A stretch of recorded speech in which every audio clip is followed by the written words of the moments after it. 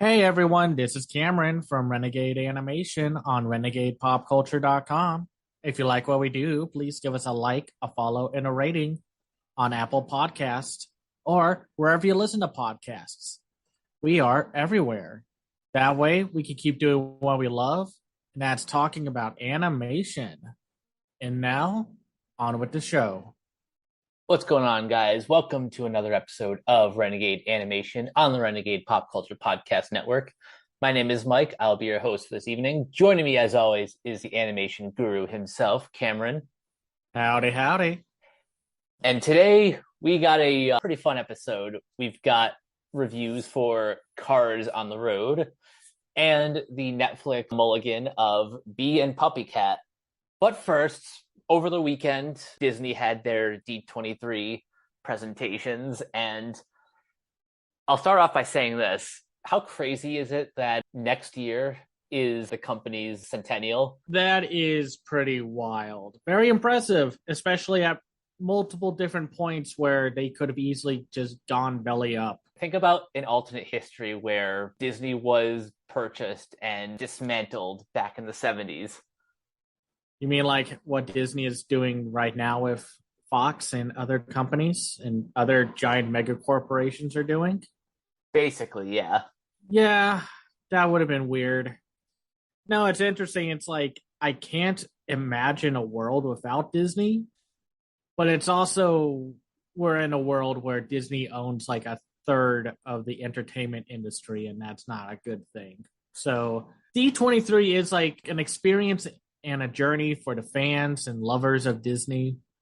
But it's also like a self-congratulatory victory lap around the world, like every year and such. Not to say that I'm like totally bitter and cynical or anything like that. It's just, it's harder to separate the amazing people working at the company and the higher ups running the company. Hard to disagree there. That's why it's always important to be like, if you know the individual names of the showrunners and directors of the films and shows that they work on, instead of just saying like Disney makes another great film, it's more like, hey, these extremely talented people were able to make something under one of the many mega corporations. But in terms of announcements, animation wise, there was some pretty cool stuff, like the second season for Star Wars The Bad Batch, which I would still like to partake in talking about, even though I haven't seen all of the previous Star Wars CGI series. And then we also got a trailer for Star Wars Tales of the Jedi, which will be 6 animated shorts. 3 focus on Ahsoka, and the other 3 will focus on Count Dooku in the past. And as much as I'm like, I am so ready for Star Wars stuff to not focus on just the Jedi, at the very least, you have 2 of the most interesting characters to focus on, if you're at least going to focus on Jedi. As well trotted as this era has been for the Disney Star Wars shows, I can admit that, yeah, this trailer looks pretty awesome. Like at first I was like, I don't know. And then I watch it and it's like, okay, I'll give it a watch. I don't know what it is about it, but it looks a lot better than their other CGI shows. And I'm wondering if that's just like, hey, we've advanced this much in time and technology that it looks better. Or if it's just like, hey, those old shows had to stick to a more rigid look. And here we are with what feels like a more polished look. Maybe it's because it's just like 6 short stories that they can put a little bit more into it. I think that could absolutely be the case.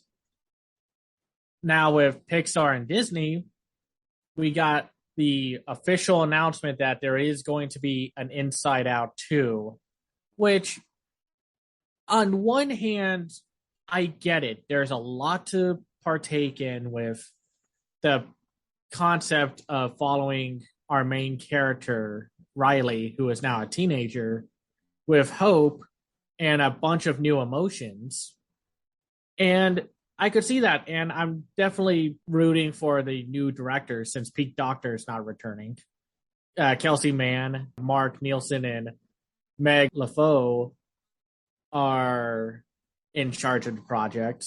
And I'm hoping for the best, but it's a little disappointing that they are going back into making sequels again. I mean, maybe they'll balance it out and it won't be as bad as that 2018, 2019 era of Disney where it was just like, did we just get like 5 sequels?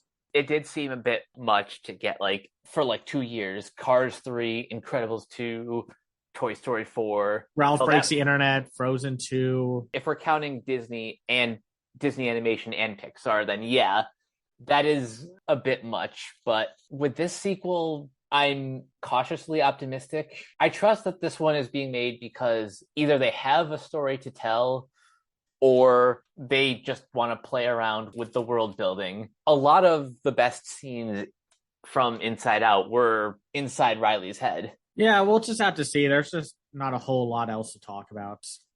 It's a little disappointing that the other emotions from the first film are not returning. Amy Poehler's the only one confirmed so far to be back in, and apparently there's some talks and rumbles that it's a pay dispute for Mindy Kaling and Bill Hader, so we won't see Disgust or Fear come back. That's a little disappointing because they worked so well off of one another. It was just such a good movie. And then we got our first looks at what is apparently a fully rendered scene from the upcoming film Elemental by Peter Sohn and producer Denise Riam, which will be coming out next year. If this is what the film is actually going to look like, well then, Pixar has finally reached the point of catching up to Sony and DreamWorks of making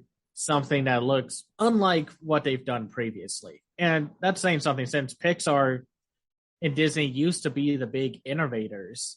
And now they're having to, a lot of this stuff could have been happening like right around the same time when every studio was like, how about we just elevate everything? Let's stop doing just the norm and let's go the distance. It does seem like they really starting to push the envelope across all the studios, but to see Pixar being like, what if we go over here, try something different? And if this is what the rest of the movie looks like, count me in. Right. And they're also bringing in unfamiliar talent with the voice cast with Leia Lewis and Mamondo Athie playing our main characters. Then we also got our first look at Win or Lose, the limited series and Pixar's first quote-unquote TV series, where we follow a baseball team called the Pickles. It all focuses on one game, but every episode is told through the perspective of a different character. So a different team member of the team will have their own perspective of how the day went.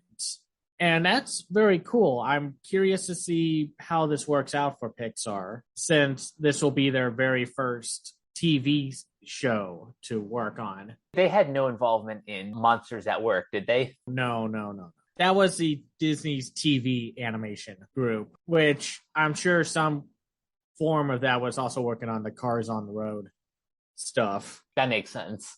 Also, looking at these character designs, I'm so excited to hear what Will Forte sounds like as the coach. Yeah, we'll have to see what kind of approach he takes to the character.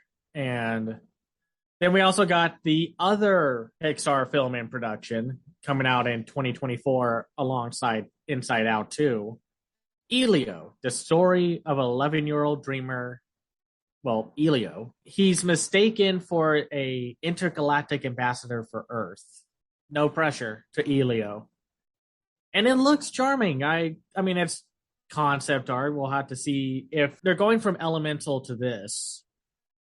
I'm curious to see what they will bring with them to each animated feature going forward. One thing I'm really liking about this new era of Pixar is they have really established a cool house style for human characters. We've come such a long way from the like doll designs of like Andy and his mom in Toy Story. It's very impressive to see where we've gone or started from, and now we're here.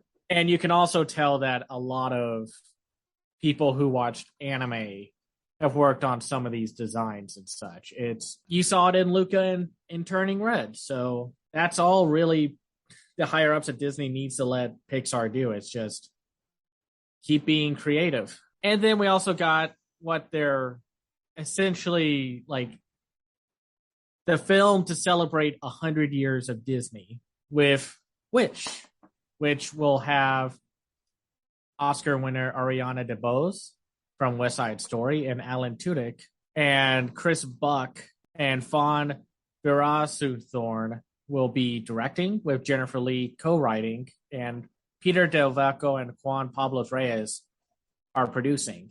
The film follows the adventures of smart and optimistic 17-year-old heroine Asha, who sees darkness that others do not. She's navigating a kingdom of wishes, where wishes can literally come true. Asha makes an impassionate plea to the stars, wishing for guidance and help, and ends up bringing an actual star, a cosmic force that's a literal ball of energy and communicates through pantomime, down from the sky. Tudyk voices a goat named Valentino. Together, they face a villain described as one of the most formidable foes in the studio's history. The film will explore the origins of the famous star upon whom everyone wishes. Some other details came out were that it's going to be a musical. Of course. And it's going to combine watercolor 2D animation with this 3D CG animation. Because a Disney engineer talked about how what we see in that first image is what the film's going to look like. And I like that studios are now picking up notes from foreign animation because a lot of the times what a lot of overseas CGI productions would do is they would sacrifice a lot of the things that would go into like what you would see in $100 million Disney or Pixar film and like do something like, hey, let's just have abstract watercolor backgrounds. Let's take out the shadows unless we absolutely need them. And let's get creative with the art style. A lot of these projects sound promising. We won't exactly know what the end results will be, but hopefully for the most part, we can get something pretty cool and great. I mean, like, I like Disney's animation side of the company. Granted, I do think they've hit a bit of a lull in some points, probably because of production and higher ups, you know, trying to keep a hold of that. Oh, we're the family friendly company. And it's just like, y'all bought a company where one of the things IPs that they have has one of the most gory horror moments in cinema history. And just put out a movie about an alien that hunts humans and takes their skulls and spines. You're not really the wholesome company anymore. Just, you know, embrace it. Stop trying to be like pigeonhole yourself into whatever you think you are and such, because that's going to hold back creativity and such. Because it always seems like there's that one Disney film every once in a while where it's like, I wonder if Disney wasn't trying to be what Disney thinks they are, how much further they could have taken a film. I've never been a fan of any studio like trying to pigeonhole themselves into one particular thing. Granted, let's not pretend that Disney has had like all the success like when they did attempt to branch out in the early years, but when they hit, they often hit bullseyes.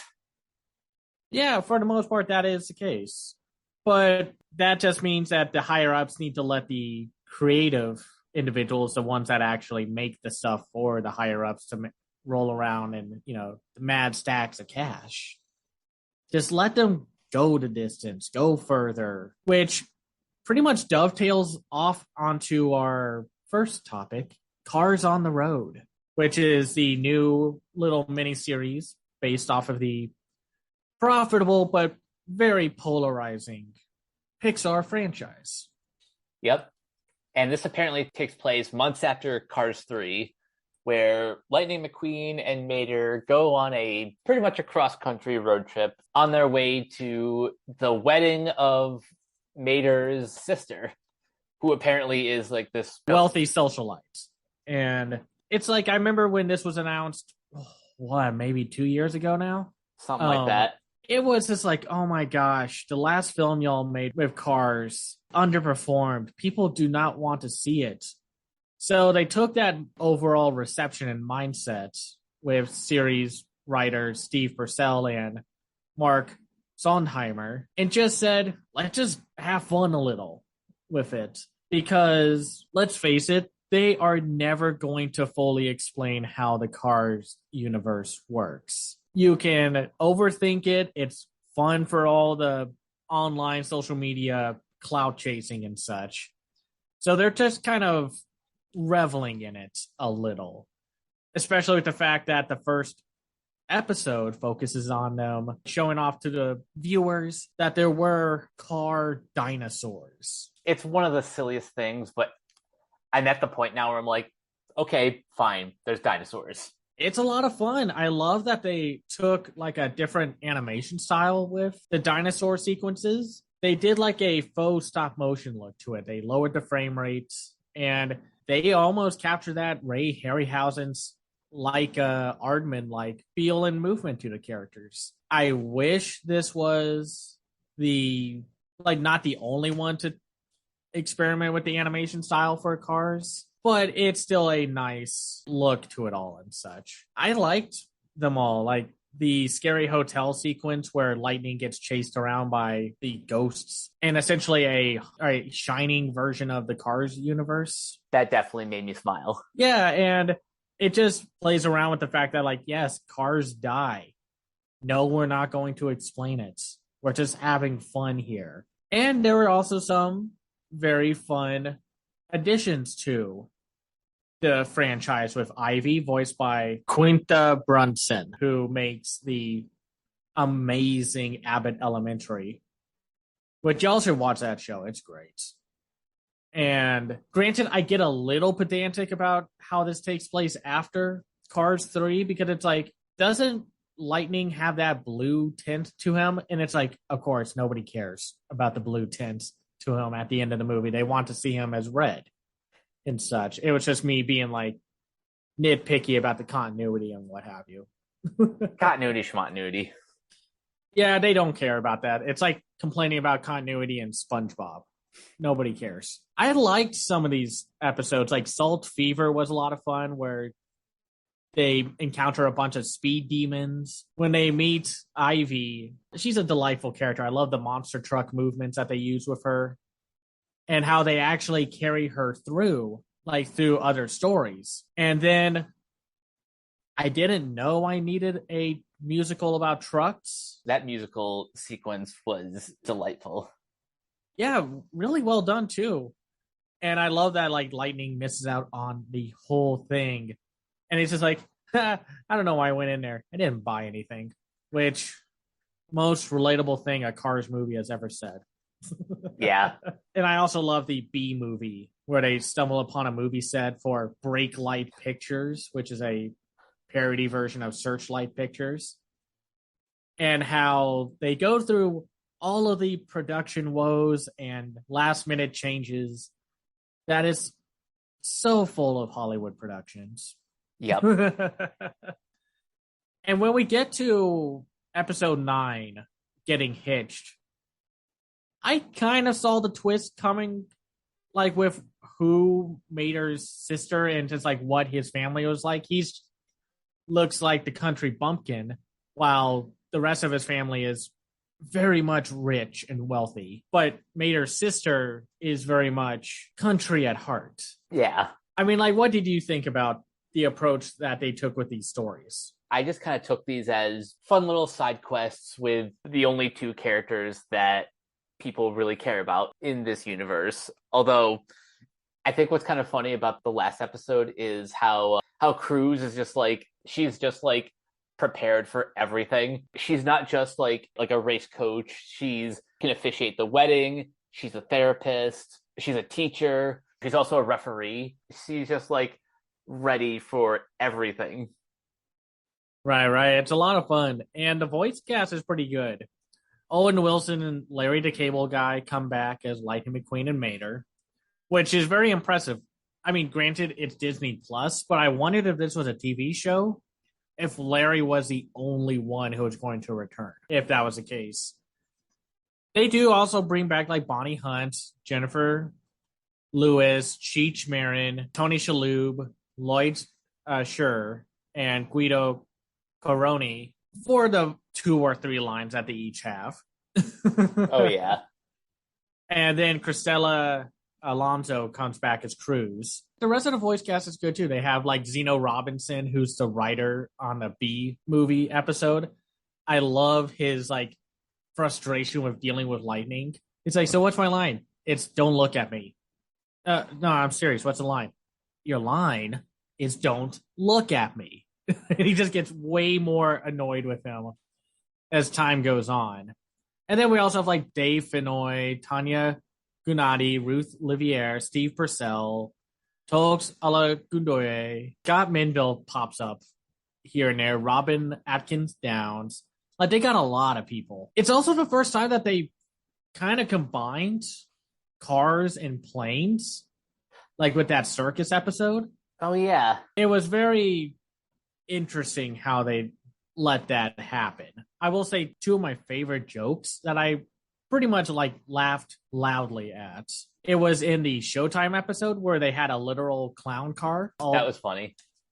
And the clowns are just as, I mean, they look adorable, but they're still just as creepy. Even though the whole like clowns are creepy trope is played out, it's still very funny. And then getting hitched when Mater sees his sister Mato, who is voiced by Dana Powell, and they do the whole thing of like whoever gets to the top of the tree first wins. They cut out the sequence where they climbed a tree. You don't know how they got in that tree. It's hilarious. At that point, it's like, oh, y'all are just playing with one another, aren't you? Like with the audience. And you know people are going to go online and be like, how'd they get up that tree? Theorize something. Connect it to the whole Pixar connected universe. I think my least favorite episode was the Road Rumblers. Even though it's still funny, it's a Mad Max parody, and the fact that they go to war with solar panel cars is humorous. It just seemed like it had my least favorite jokes of it. Not that they were bad jokes, they were just Mad Max with cars. The one problem I have with that short is I think it's the one time that the writers seem to be on autopilot, where they just kind of, it's like they're just letting the premise kind of carry the short through to the end, where the other ones are a little bit more clever with their style of humor. Right. Yeah, it was just, oh, they make references to Mad Max 3 Beyond Thunderdome. Yeah, it was a little underwhelming, even though it was still cute. Other than that, like the animation looked pretty solid. The opening is fairly catchy. It's consistently funny enough. I wonder if they'll do another season or something like this. I could totally see them do that, but we'll just have to see. I'm ultimately very satisfied with these shorts. I don't know if we need like another batch, but I will happily accept one if there is. Right, same. So if you like the Cars franchise or have a soft spot for it, definitely give it a watch. It's a lot more interesting than that Disney Plus Day Simpsons short, which we're not even going to talk about it. It's a cute idea of Lisa being tempted to be a Disney villain by the Disney villains, but it's only like 2 minutes long. It results in a very clunky musical number. And like, just side tangent here, these Simpsons shorts that are made exclusively for Disney Plus feel like they never have enough time to breathe or flesh out their ideas. It's like, we got to make something, let's do this, and then that's it. They don't go past the elevator pitch. The experience of these shorts is kind of like eating a brownie that's still like kind of undercooked. Right.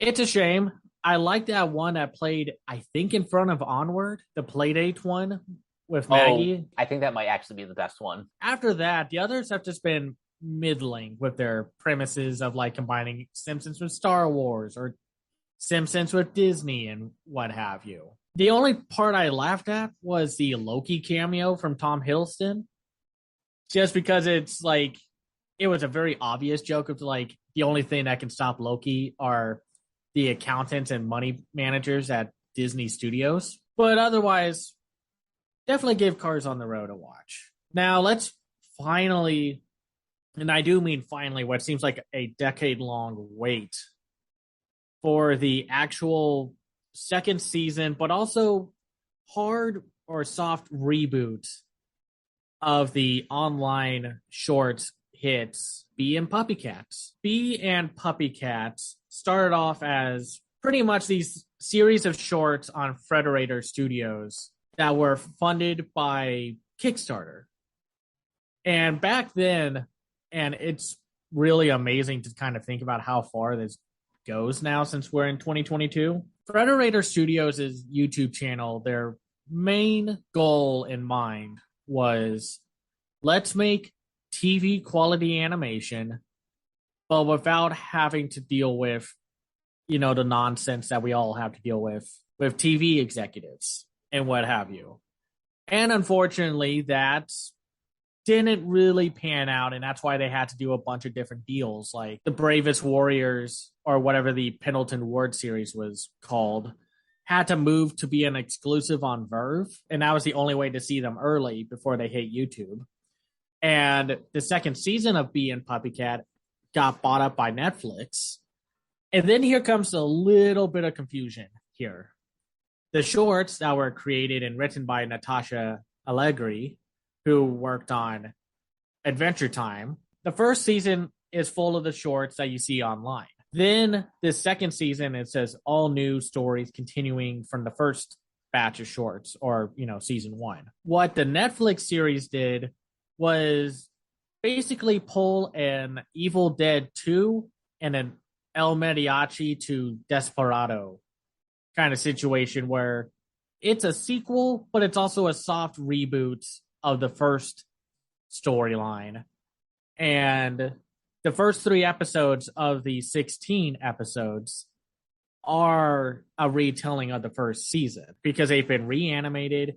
Instead of being done by Dongwoo Animation for the first season, the second series, the main series, is produced by the Japanese studio Oriental Light and Magic, which, did like Odd Taxi and the Pokemon franchise, which made a lot of sense when you see the animation in this show. It has all the mannerisms and vibes of a US-made production, but how the animation unfolded had a bit of that anime production quality to it.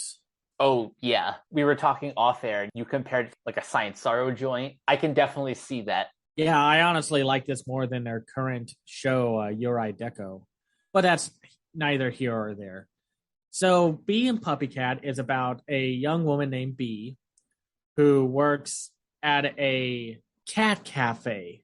And then, of course, shenanigans ensue. A fire breaks out because of her friend Deckard. And she ends up taking the fall for the incident and ends up unemployed. Until one day, as she's coming home, meets this chunky looking cat named Puppycat, who is kind of an oddball cat, you could say, before we, dive into what's actually up with the character. And as Bee worries about financial income, which is way too real for what's going on right now in the world, Puppycat enrolls Bee with doing these, like a multitude of temp jobs all across the galaxy in a very Super Mario Galaxy or Super Mario Odyssey kind of locations and worlds. All the while dealing with everyone else back on the island that they live on, and these unknown entities that chase Bee and Puppycat from world to world. I don't think I was ready for how odd it was going to be, not just in story and tone, but just everything. Yeah, this is, I guess, the best way I could describe this series. It's like it has that same sort of DNA as Adventure Time, but ramped up to 11 in terms of like the surreal, psychedelic animation, but also the more adult, emotionally grounded themes with our characters on Earth. And it's very unique, this like combination of wholesome, relatable characters, but also just like this weird cosmic threat that's like, I guess, trying to take over the island. Or at least they're just after whoever Puppycat used to be. Were you expecting this to be an adult series? I was like, I forgot which episode. I think it's the first one when we are officially introduced to the warlocks that are there. But when I heard cussing and saw that they were swearing and such, I was caught off guard because I was assuming this was just like another, very hipstery kids show that is made more for the young adults than the actual kids. But it's technically an adult animated series. I think I remember hearing that like just through cultural osmosis back when like the shorts were still kind of a new thing. I wasn't like totally prepared for like how adult the show would actually be and how far they would take certain beats. Well, I remember the first time I kind of noticed that was when we are introduced to the warlocks after that one creature stabbed the Stephen Root voiced one with a needle. And he was just like, beep. And it's like, did that character just curse? Not in a like pearl clutching way, but more just like, wow. The show was so low key that I was not expecting this to actually be an adult animated series. And it's so different than what's coming out these days, where most adult animated series are either comedies or hyper violent dramas. And here we have the happy medium of a show that can be very funny, but is also more in line with that. Oh, what is that Amazon Prime series? Not Invincible, but or Vox Machina. Fairfax? No, Undone. Oh, right. It was more akin to that.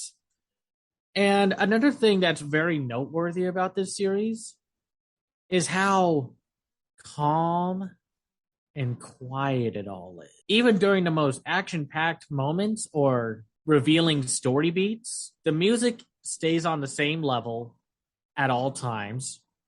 And every voice actor they have has the same tone level. They all talk very calmly.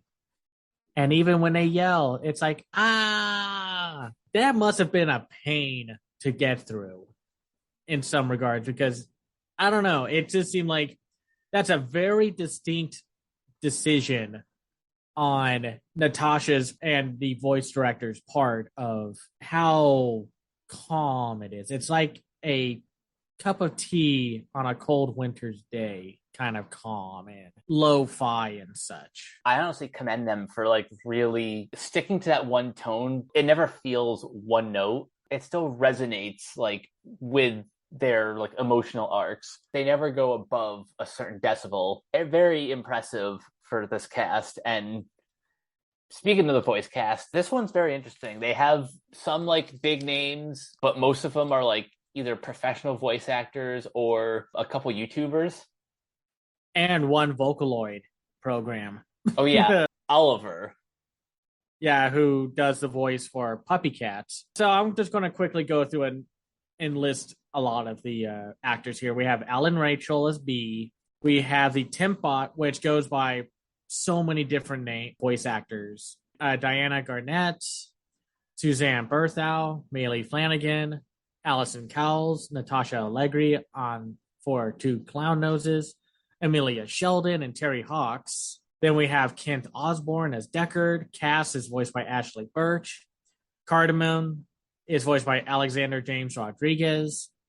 Toast, one of the more chaotic characters of the show, is voiced by Terry Hawks. Tom Sandoval pops up a couple times, but mostly voices Crispin. We have Kumail Nanjiani. And this was the most interesting part to me about the whole voice delivery. I had to double check myself to make sure I knew who these characters were, because with the tone of everyone, it was like I was caught off guard. It's like, oh, so that's what Kumail Nanjiani sounds like, in a very calm tone and such. Very at peace with oneself. And like Aaron Hansen's here, Doug Smith, Shannon McCormick, Natalie Wynn, like we said, Stephen Root, Eric Balza, Efrain Farias, Liam J. McKay, Donna J. Fulks, Jennifer Tilly, Cynthia McWilliams, Jack Pendarvis, Steve Blum, which I was so happy to see. It was out of nowhere when you find out what character he voices, the Candy Hunter, spoilers, who turns into one of our two main characters and such. Because, I don't know, it just seems like it's been forever since I've seen Steve Blum in something. It has been a minute. And then we have like Freddie Wong, who a lot of people would know for the YouTube channel Rocket Jump. And then we have Jason Green and Robbie Damon. It's kind of smart how a lot of these bigger names don't show up throughout the entire show. They're there when they actually need to speak, which keeps up with the whole calm tone of everything. Because at first I was just like, I was watching all the episodes. I was like, so did they just get Kumail Nanjiani for that one role, for that one episode? And then he shows up in other episodes, and it's like, okay, that makes sense. I just kept being caught off guard with this show. Because in a lot of ways, it's not all that different than what a lot of the Cartoon Network shows were doing at the time. I think even Pendleton Ward was, I can't remember exactly how involved he was in the series. He's good friends with Natasha Allegri, and she's worked on Adventure Time for at least like 5 seasons. Pendleton Ward is a writer on the episode Gentle Touch. Funny line. Right. That makes sense. It's a very complex series, too, because it's all about like dealing with the fear of change, grief, relationships, love, dealing with the lingering emotional baggage that you carry. And it's always amusing. The most innocent looking cartoons are going to be the most, wow, way to call me out directly show kind of shows. Seriously. And I'd call this more of a slice of life drama than a action adventure show. Like when the action's there, it's fine, it's entertaining, but the action is not really the point of the show. It's more about Bee, her relationship with Puppycat, her relationship with the people that she has in her life, and dealing with the baggage of like her father is somewhere. Also just trying to be helpful to everyone, like Cardamom, whose mom is in a coma through a majority of the show, and then you find out who Cardamom, his mom, are connected to by the end of the episode. And the only ones who don't get a lot of screen time are the Warlocks, even though they are some of the more charming and appealing characters of the show, even though they are intense threats to whatever they are to Bee and Puppycats. It was interesting watching this show. Like, I don't think I've seen a show like this on Netflix. Because if this was on like Cartoon Network or HBO Max, it wouldn't be a shock to me. But here with Netflix, it stands out because a lot of times they're very much on the bento box or titmouse side of productions where they all have a very similar visual look. And then here is this, what feels like a lost Cartoon Network 2010 era cartoon. It does kind of feel like that. I think the only other show on Netflix that could be similar to this is Pendleton Ward's Midnight Gospel, but even that's like its own unique beast.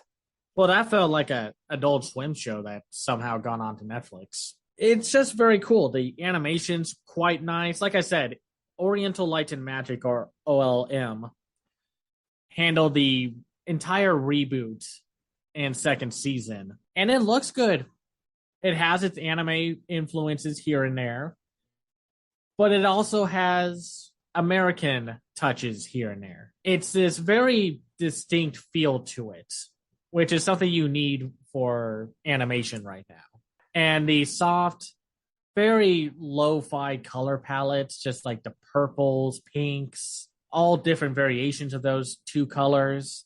And then like when the Warlock's hands are bleeding, just the vibrant reds, greens, blues. It looks distinct. Something I like is that whenever they go to all these different planets, they get new outfits for each job. It's never really the same one twice, but also each planet has its own like kind of specific lighting, which always looks like really cool. They each have their own way of fitting into the overarching theme of the episode, which is smart. It's also just really funny. You would think the one tone that everyone talks in would kill the comedy, but they find ways to have dialogue driven comedy and physical comedy and just kind of zany comedy. I love the moments from when Cass, who is like the programmer and such, and how she entered this programming chat room and everyone's just like, why don't you just talk to that woman that you like, Toast, who is pregnant with one of Cass's siblings' child? And then like it cuts to Cass looking at the screen, but Toast is right behind her. It still finds a way to be unique in its humor. I think Toast might be one of my favorite characters just because she is so unpredictable. She is very funny. She brings a lot of the humor for the first half of the show, and you'd think she would get tiring, but she never quite does. All of these characters have very appealing personalities and distinct. Like one of them is more science driven, one of them is a mechanic, one of them's an artist, one of them's a fisherman. And they have ways of expanding upon their characters. And it feels like a fleshed out world by the time you watch all 16 episodes. I think I'm just so impressed with this show because 2022 so far has just been very underwhelming in terms of new animated shows. We've had like Vox Machina, the Cuphead show, Super Giant Robot Brothers, Little Demon. And there just hasn't been much else this year because everything else has been like returning shows like Owl House and Amphibia. I'm really liking Hamster and Gretel. I kind of talked about this last time, but the new episode, it's really starting to find like its stride. And I think the only criticisms I have for Bee and Puppycat is sometimes it's a little clunky, like with how it handles some things, not like in a thematic way, but just character motivations and actions. Puppycat is kind of like hit and miss with me as a character. Like, I get why they are like that, but also some of it feels like it's zany for the sake of zany, and then some of it has more emotional context to it. One thing about Puppycat that's a little bit hard to get into is there's so much mystery surrounding him until you find out like what his whole deal is, that sometimes it's just really hard to get a gauge his motivations because he's too shrouded in mystery. Right. And then when the final episode hits and basically everyone's going into space, oddly timed with the same kind of story beat as Kid Cosmic. Oh, yeah. Because that's what happened with the second season. They went into space. And it left a lot of things unfinished. And I'm wondering if there's like another season or there's just a second batch of episodes we haven't seen yet. I bet there probably is just like a second batch that we haven't seen. Yeah, we'll probably see it either later this year or early next year because it would be a very disappointing ending to what is really one of 2022's most distinct shows. Just go watch it. I think we need to, like, especially with what's happening right now with animation and like streaming services and such. Like at the beginning of the year, we had Netflix going into its downward spiral because they realized like, oh, hey, wait a minute, the bubble popped. And unfortunately, a ton of animated properties got the boot first because heavens forbid things cost money. Yeah. And then with what's going on with HBO Max and such, where they're just like scorching earth and burning every bridge with the talent that makes art for them, we need to be more vocal about it. And unless there's some reason like you can't subscribe to Netflix right now, or you don't get Netflix, or just something that prevents you from supporting it in a legal manner, just find ways to like support it, talk about it online, spread the word, tell other people to watch it.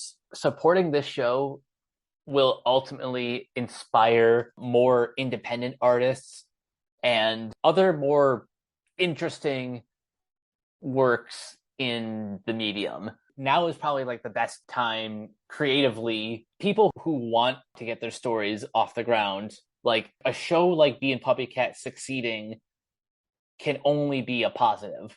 So yeah, please go support this. That's pretty much it for this episode. Next time we'll be talking about so much anime.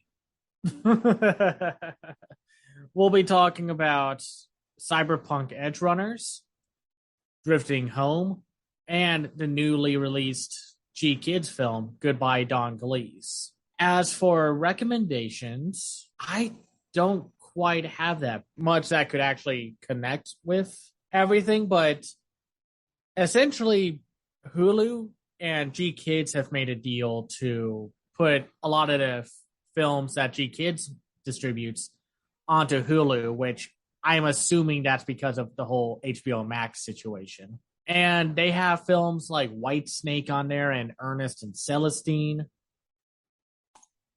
Just check out any of the films that G Kids has on Hulu. And they also put a few of them on Shudder, like Perfect Blue, Mind Game, and Bird Boy and the Forgotten Children. All of them are great movies. I was actually just about to point that out for my recommendation, because I have been saying this pretty much since we started this podcast that I would like to see more animated horror projects. It seems like the people at Shudder have indirectly, at least, listened to my wish, and it's great that they're sort of embracing the medium more. I mean, they kind of did because of Mad God and Spine of the Night. That was sort of like the beginning. Also, the Creepshow animated special from a couple years ago. Right. And hopefully this helps get more horror-themed projects, because we're heading into a new spooky season, and it would be really cool if we could get more horror or supernatural-based shows that aren't just like anime or indie art house films and such. Definitely give a lot of those films that we recommended on Hulu and Shudder a watch. All right. Until next time, Cameron, where can everyone find you online? You can find me on Twitter at Cam's Eye View. I run my own website called camseyeview.biz, where I review animated films and shows from around the world called The Other Side of Animation. I also have a Patreon at patreon.com/CamsEyeView. And you guys can find me on Twitter at Captain K42. You can check out my quick thoughts on letterboxd.com/CoachK42. And you can follow Renegade Pop Culture on Facebook and Twitter at Ren Pop Culture. We're also on YouTube, on Podchaser, on the Banana Meter. Listen to all of our podcasts on Anchor, Spotify, Apple Podcasts, wherever you listen. And last but not least, everything can be found at renegadepopculture.com. Need an escape? So do we. That'll do it for this episode of Renegade Animation. We will catch you guys later. Peace out.